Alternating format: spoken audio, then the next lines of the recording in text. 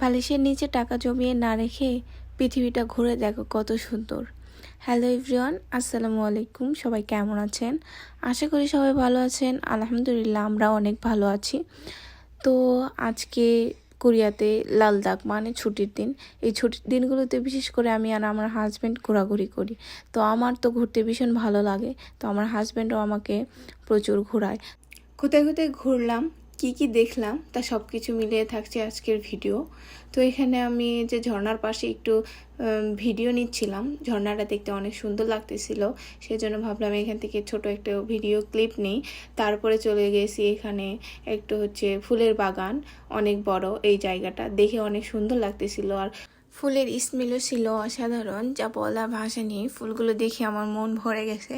আর কোরিয়াতে এখন গরমের মৌসুম চলছে, সেই জন্য গাছের পাতা সবুজময় হয়ে গেছে। চারদিকে শুধু সবুজ আর সবুজ, আর সবুজের মাঝেই প্রাকৃতিক শান্তি খুঁজে পাওয়া যায়। তারপর এখানে আমি ছোট বাচ্চাদের মতো দোলনায় দোল খাচ্ছিলাম আর ছোটকালের কথা প্রচুর মনে পড়তেছিল। ছোটবেলায় কত এভাবে পার্কে গিয়ে দোল খেয়েছি।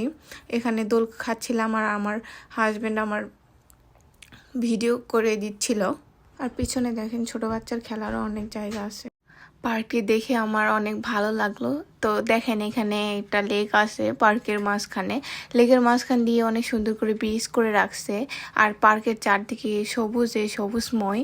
তো কোরিয়াতে ঘোরাঘুরির অনেক জায়গা আছে, দেন ছোট বাচ্চার খেলার জায়গা আছে, পার্ক আছে অনেক। এখানে কোরিয়ানরা ছুটির দিনে তাদের বাচ্চাদের নিয়ে এসে সময় স্পেন্ড করে, বাচ্চারা অনেক খেলাধুলা করে, আনন্দ করে। আর পার্কটার নাম হচ্ছে ওফোনো পার্ক, আমার বাড়ির পাশেই। তো বাসা থেকে একটু দূরে গেলেই পার্কটি। তো আমরা আজকে গিয়ে সবাই মিলে পার্কে গিয়ে অনেক আনন্দ করলাম, মজা করলাম। তো আল্লাহ হাফেজ, সবাই ভালো থাকবেন। আজকের ভিডিও এই পর্যন্তই। আর পার্কটি সবার কাছে কেমন লাগলো কমেন্ট করে জানাবেন।